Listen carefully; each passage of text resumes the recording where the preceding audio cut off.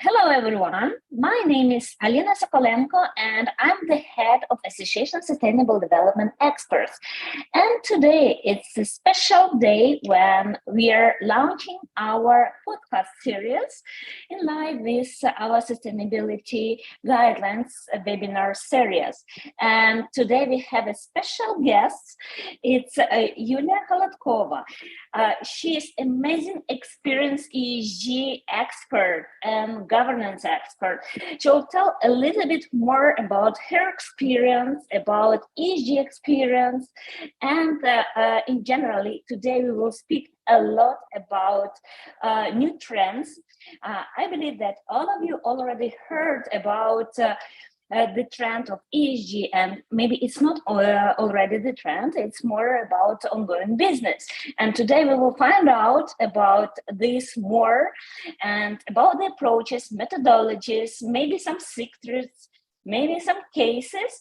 So welcome, Yuliya.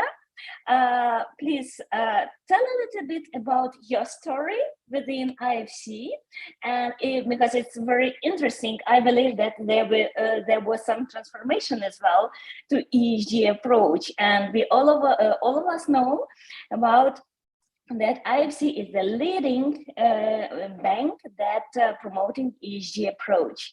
And tell me a little bit about your program, ESG program, please. Floor is yours. Thank you, Alina. Thank you for a nice introduction. Hello, everyone. I'm really glad to be here today. And Alina, many thanks for inviting me to kick off this series of the podcasts. A couple of words about the program and about myself. So now I'm representing integrated ESG program by IFC, which is operating in 7 countries in the region, and including Ukraine, of course. And this program is supported by the Swiss government, ECA, so we are really appreciated for that. I joined IFC back to 2007 as a corporate governance expert, and I was working for, more than 10 years in the Central Asia, running 2 phases of the corporate governance program. And we switched to the new trend, as you mentioned, new trend ESG. So basically, now we are running ESG program, which is partially based on our experience with previous corporate governance program. But of course, we have new additional objectives to promote ESG, but we are using our own methodology, which was called previously a corporate governance methodology, and now it's been updated, and the sustainability angle was introduced in the methodology, and now we call it governance for sustainability methodology. That is our main framework, let's say, in which we are operating. So the current program started back to 2018. Basically based on IFC experience and based on the risks we've seen when investing into the companies, because ENS, environmental and social requirements, have been there for ages for IFC. So they were applicable to all our clients who applied for investments.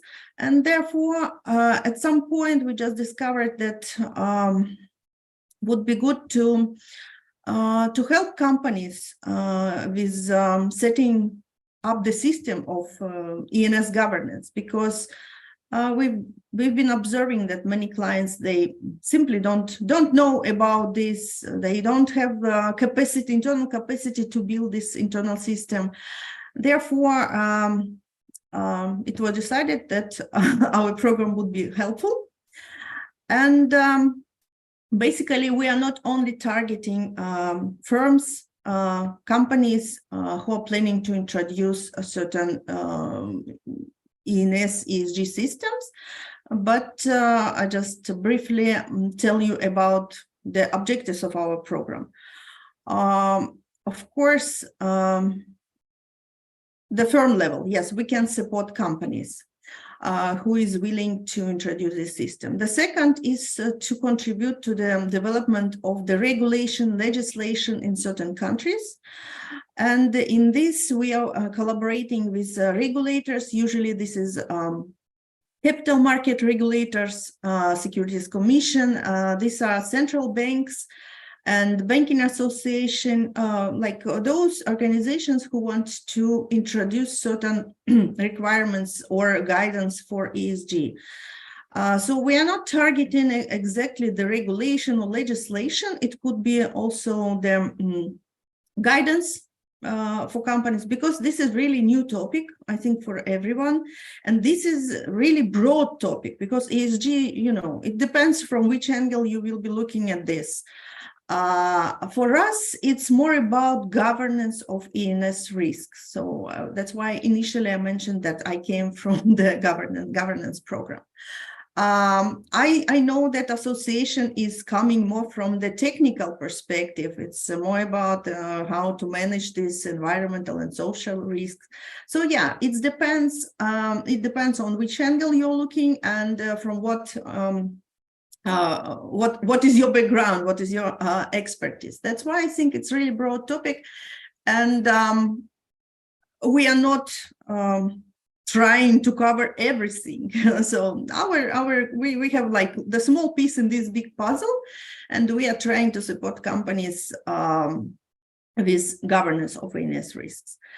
So another big chunk of our work is to support local consultancy, because, you know, we are an advisory program. We have our like term, and we want to leave something when we go. Therefore, we are cooperating with the local institutions who are interested to promote ESG topic. And in Ukraine, we have 3 partners basically, and the Association of Sustainable Development Experts is one of the recent partner who joined us for this initiative. We have other 2 previous partners, but I can say that it's a combination of the experience, combination of the approaches to ESG. That's why, like, every partner is unique, and every partner has its own niche, and trying to promote ESG concept through different angles. So basically, we want to make sure that the companies would have access to the like similar level of expertise in the local market. That's why we are trying to contribute to the capacity building of the local partners. So we are sharing our materials, we are educating experts from our partnering institutions, like we are doing training of trainers event, and we are trying to encourage local partners to introduce new products basically in the market. Therefore, like a lot of companies could get the access to these services, because basically IFC, yes, we have like dual goal. From one side, we are investor, and from other side, we are development institution, and like this side exactly what we are doing for the market. And yeah, great. Yeah, okay, Alina, if you have. yeah, because I have a lot of questions regarding your presentation and of the program, and I assume that our followers and our audience are much interested in ESG. What does it mean? Because when we are speaking about the companies, and you told already that actually ESG is not something new, because the approach was from ENS. Yeah, and most of the consultancy and investors understand about the ENS, that it's environmental, social, performance, and risk connected with that, and so on. But if we will look from the angle of the clients and the companies, and how they feel about this transformation, did they just find out that there was this transformation from ENS to ESG, or how they are meeting this Could you a little bit tell sure. about that one? Yeah, sure. This is a great question, Alina. And yeah, I cannot say that all clients like want to follow all the like recent trends. I've been observing this with the corporate governance long time ago, when it was like initially introduced that the companies would need to have the board of directors, all these committees and structures. Yeah, we had a really big number of companies who was doubting that they would need to introduce this because they didn't see immediate benefits from that. But time passed, and now there is no doubt that the corporate governance like brings some value to the company, that there should be certain structures established, etc., to increase company efficiency. Same happening here. And what I've been observing through my work in different countries, so there are a number of leaders, let's say, who genuinely believe in this concept and trying to implement this. But this is, I don't know, 5% out of 100. Another group is those companies who are really trying to be sustainable in the long term and trying to attract investments. And of course, like investment from like big, good investor, let's say.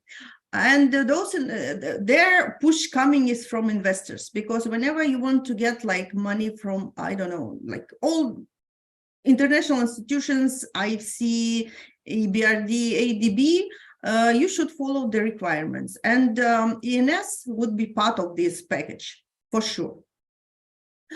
And of course, the rest is, they are not sure. They're not sure if they need to follow.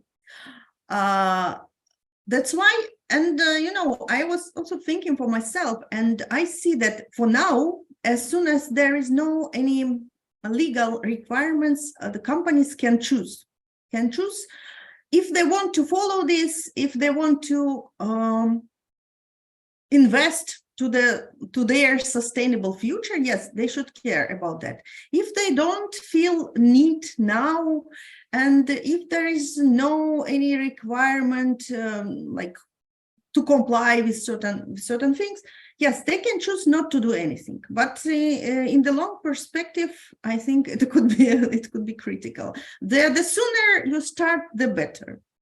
And why? And I think it's important because there is no yet hard requirements. You can try, and you can understand if it works for you or not. But I think every company should conduct initial assessment in order to be able to define the risks associated with the environmental and social issues, and be ready, like to prepare themselves for the future changes in the legislation, preparing for them to be compliant with this regulation and legislation, and probably like it's really would be beneficial for them to understand what kind of risks they are facing in terms of environmental and social. This is, I think, could be part of the regular process, because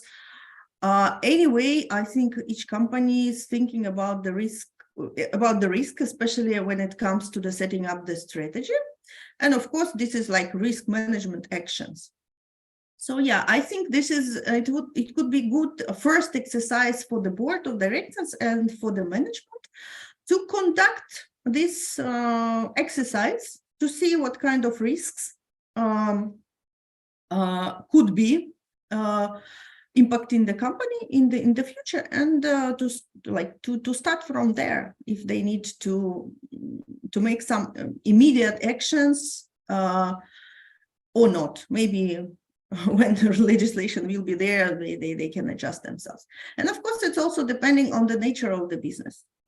If the companies plan to work with the companies in other countries, you know, where requirements already exist, and I think it's could be very relevant for Ukraine in terms of the integration to the European Union, because now all the European companies will be obliged to follow all these European directives, and this is additional issue to consider for those companies who are in supply chain with the European Union, or that plan to work with in European Union, etc. So yeah, all these issues need to be considered. Of course, this is like pros and cons. Whenever we are implementing something, we need additional resources. And resources now is limited in terms of specialists who can help companies, because I've been working through the region, and the key is to find the person who will run this, we call it environmental, social, and management system in the company, who can support to set it, and who can maintain and convey the message to the high level. So that's why I think it's important for us. What is important for us is to prepare a set of the consultants through our partners who will be like conveying these messages in the local markets. I think that's why what you do as association, I think, is really important for Ukraine, because you're like preparing cohort of experts who can then support the local companies in this. Yes, thank you very much, actually, and we are very appreciate that of our common cooperation with ASDE on ESG promoting and so on.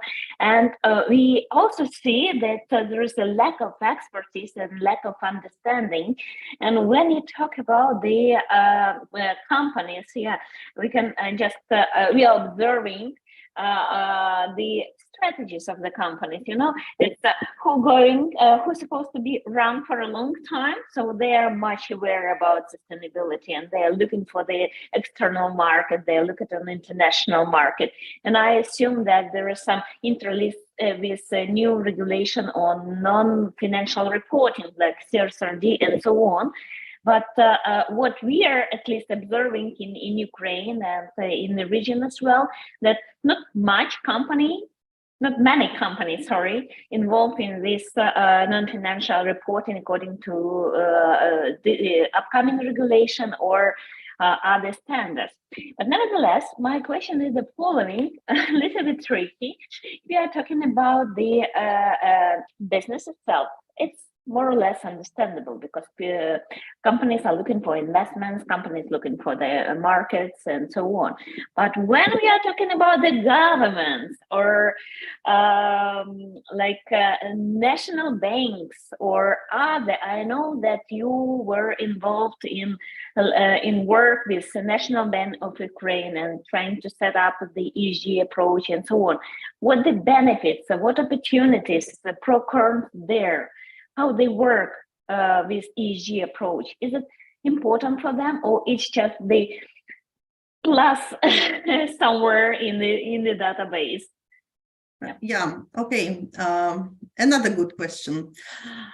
Because yes, basically the firms can follow the trends, can follow the requirements of the investors, but it's important what is happening on the regulatory side. Yes, our program started cooperation with two regulators basically in the country. This is Securities Market Commission and the National Bank of Ukraine, because our goal is to support the regulators with introducing best practice in the regulation. But of course, this best practice should be adopted for the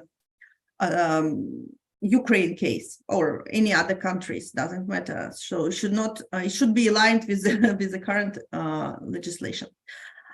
So yeah, basically, the ESG topic is broad, and I think for the National Bank, you had a session last week, and you had representative who probably discussed about what they do and what they plan to do.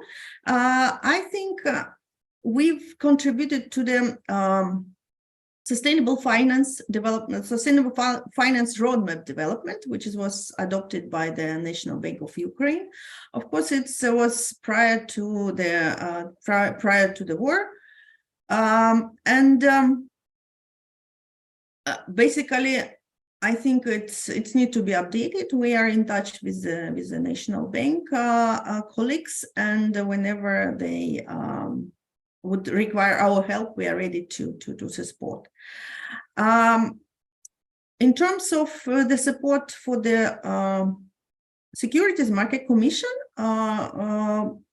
you probably know, and many of the participants already know, that it was updated corporate governance code for Ukraine, and we also supported development of the ESG supplement to the code, just to give the initial thoughts of ESG for the companies who want to go beyond the current regulation. Because, as I also mentioned previously, there should not be like immediate requirements for something. I think companies needs to be given the time to test, to try, and later, like, regulators can introduce the legislative requirements. And that's why companies, Ukrainian companies, they can follow the recommendations from the CG code, we call it CG code, and its supplement, because this is basically giving additional information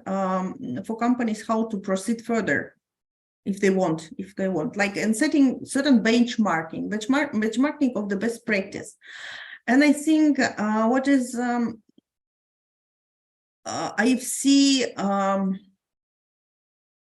like positive side of IFC, we are trying to collect all the best practice. So whenever you are following some recommendations of the best practice, doesn't matter if it's EU regulation or US regulation, whatever, like the core principles, they're the same. Of course, you will need to fine tune based on the certain requirements, but as soon as you have the core systems in place, it should not be the big issue. And of course, we are continue supporting the Commission. We are working on a number of other regulation. Of course, it's not been the priority for a time being, because of the situation, because I think both regulators, they had another priorities, immediate priorities, for, trying to manage the situation. But I think we are getting back on track, and we have certain plans. I think that I'm not able to disclose. It's better to speak to the representatives of the regulators, but we are moving on, and I hope that companies would see more guidance, not yet requirements, but probably more guidance. Let's say like soft law, because they need to try and to see what worked, what not, and probably regulators would like to hear back from companies, from banks, and based on their feedback, I think it will be mutually discussed and finalized. So yeah, we are, I think this is, and this is maybe a good momentum for the country, because I think it will be important for the recovery phase for the country. As soon as the recovery phase would require more like financing coming to the country, and rebuilding the country would require more consideration of sustainability in terms of energy resources, in terms of rebuilding the infrastructure. Yeah. So this sustainability angle should be considered, of course, in the legislation. Yulia, and do you believe that everything that is connected with Ukraine's recovery program and all the initiatives, they will be in line with sustainability approach or ESG approach? Or is it a need, or it's like wish to have? What do you think about that? I think it should be core. So it should be sustainable recovery and modernization. like not the rebuilding, like based on the previous technologies, etc. It should be everything in consideration with new technologies, with this green angle, let's say, because, you know, a lot of countries, the Paris Agreement, we committed to decrease the carbon dioxide stuff. And, you know, I think this is a great opportunity for the country to build from scratch, considering sustainability angle, and not to stick to the previous technologies. Yeah, okay, thank you. Yeah, I hope that our governors and the business understands that it's not only like a new rules, it's more about being present on the market, international market, and be in line with other countries and other businesses on that market, not going ahead in the previous years. Yeah, and if we already speak about their clients, about the business itself, how they looked at this ESG approaches, about the governors, about the consultancy experts and the needs and the opportunities. But at the same time, when we again talking about ESG approach, we can see that there are a lot of methodologies and a lot of rating agencies, a lot of non-financial reportings and so on. Can you a little bit explain why there are so many methodologies and approaches? Is it because of such new trend, or what the reason of that there is no unique approach on that? Thank you, Alina. This is really tough question for me because no, I cannot explain, but I just can share my observation and my thinking. Sometimes when, like some time ago, when I was preparing for the training on ESG, I was like looking at the definition, the first thing, what is ESG? And you will be surprised, but there is no one unified definition of ESG. It's different for different like stakeholders, let's say. IFC has its own definition. So again, it's based on our methodology. It's based on our performance standards. Just need to mention that IFC has the performance standards that also used, I think, by other as a core by other investors, but you know, I think this is okay. As soon as it's new concept, I think everyone trying to adjust it to their like understanding, to the needs of their market. That's why we're having this like a huge bunch of, yes, I'm also like struggling to follow what is happening there. And, you know, maybe for Ukraine, it will be interesting to stick to the European Union path, let's say, to see what's happening in terms of the requirements for the European Union, because I think they are much more like beyond other countries. That's why it's really important to follow. We, as an IFC, we have our own methodology, and we can like discuss and speak within the framework in what we believe in. So basically for us, this is performance standards, and these are updated governance for sustainability methodology. And of course, now we are working, I think it was announced yesterday, that the climate angle was also introduced into our, like, was embedded in our methodology. And you can check the website and to find out what is in there and what kind of requirements is in there. Yeah. So, but you need to stick to something. Yeah. Otherwise, really. it's a lot. It's a lot. Yeah. Yeah, for sure. And I'll just give a short note again that it's our first podcast, and the first podcast together with Yuliya Holodkova regarding the ESG trends and methodology. Now we are communicating in general, what does it mean for Ukraine, for other countries, and for the clients, for different stakeholders, and how we can approach it further. So the last, I think, but the most important question to you, yeah. What is your recommendation? Where to start from if we are thinking about ESG? So just like a couple of steps, basic steps, at what to look and what the results will be.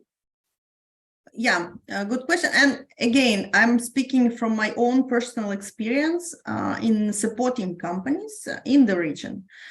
So I think the first is to understand if you want to follow the trend and conduct the risk assessment, ENS, climate risk assessment, and to update your strategy.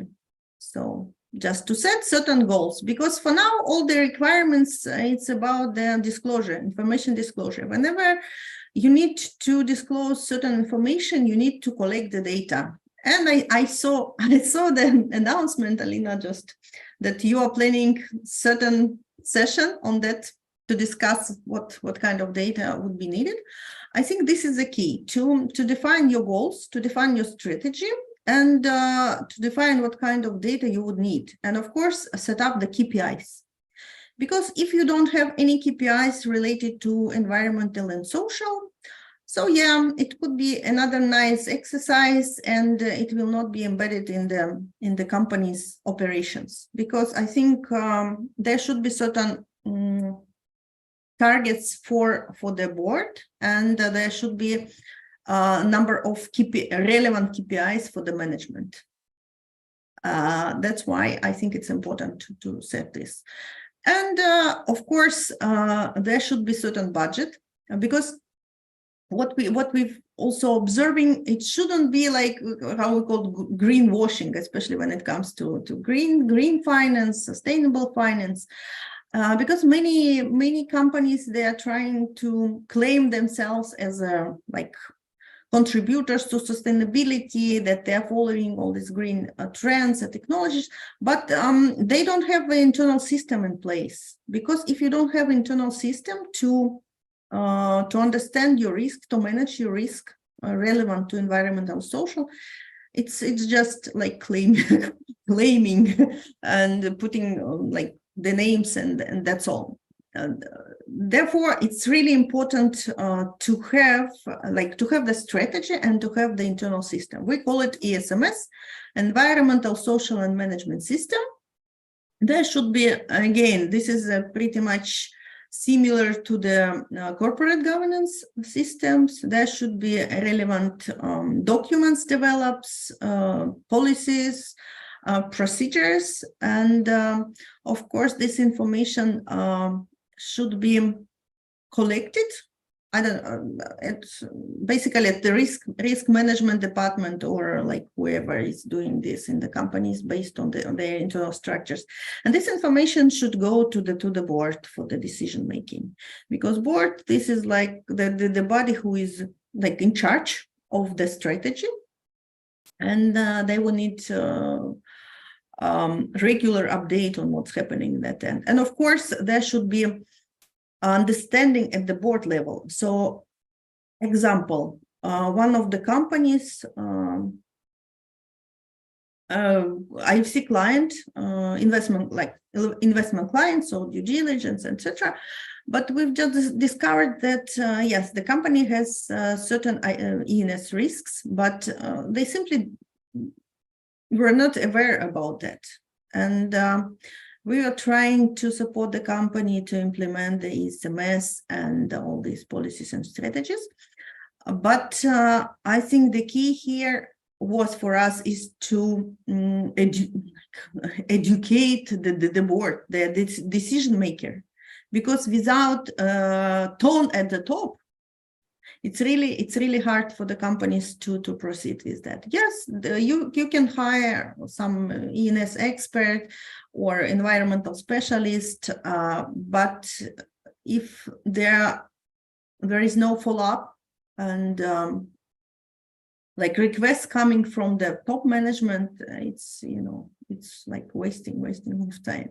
That's why it should be like, again, as this corporate governance, the governance of E&S risks should be embedded in the systems. This is like, it should be like integral part of the risk management system in the companies. And simply you will follow the regular operations, let's say. And of course, depending on the risks for the companies, if the like E&S risks is high for the company, so the board should spend more time, like to have separate session to discuss those types of the risks and how they could impact the company, and also consider what if like the regulation will be introduced tomorrow, day after tomorrow. So would we be able to comply or not? And based on that, like better to start sooner. This is like, there is no magician formula, of course, but this is like based on the observation and experience. So first, I think this is assessment. Simply just do the chart, to like sit together. This is like not something rocket science, something sophisticated. Just sit together and discuss. Okay, this risk, like, okay, earthquakes or like fire, is it relevant to our company or not? And Great, thank you very much for this detailed explanation, because I think that many companies are facing with the challenges. First of all, understanding what does it mean, is it relevant for them or not, and it's very important to have such like first steps, what to do, where to look, or at least whom to call. Yeah, and maybe first step just to understand if they want to go on that or not, if they want to be sustainable or not, and then of course seeking support from the consultancy, from peers probably. That's why we are trying also like with our partners to organize we call it like public awareness events, because this is also missing part as soon as we need to convey the message, to discuss why it's important, what kind of benefits companies could get out of it, what could be like, what are the lessons learned from others, because I think it's really interesting to hear from similar companies. That's why we are trying to do that. It's I think ongoing process to identify champions, let's say, to invite them to speak. So it's not something coming from the international institutions only. It's something that can be replicated in the local context. That's why, I think with your support, so what we do today, I think this is a part of the public awareness, like companies, managers, board members, they should be, they should get additional information to consider, because this is like another angle. And it's double materiality issues, it could be risk, it could be opportunity. That's why the sooner you start, the better. That's sure. That's really sure.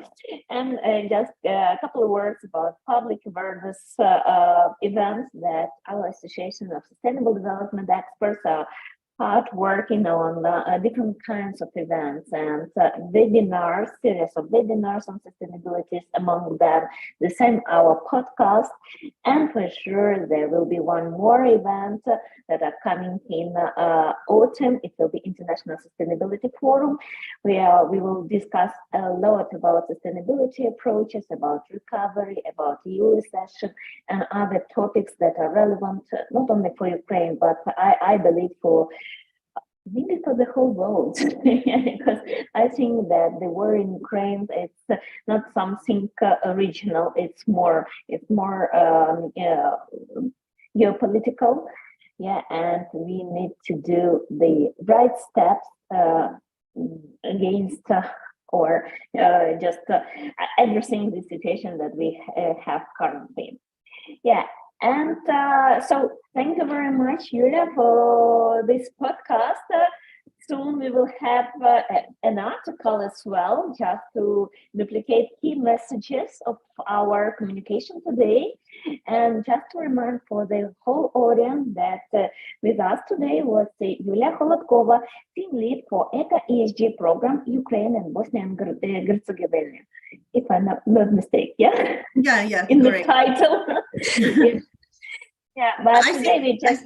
I think you just mentioned the key point. We are like, we all on the same planet. And I think all these environmental issues, they're like relevant to everyone on this planet, even though like some countries introduce or not introduce, like it's the same air, almost water pollution, I don't know, forests, etc. So that's why I think no one should like stay apart from this process. I think everyone should try to contribute.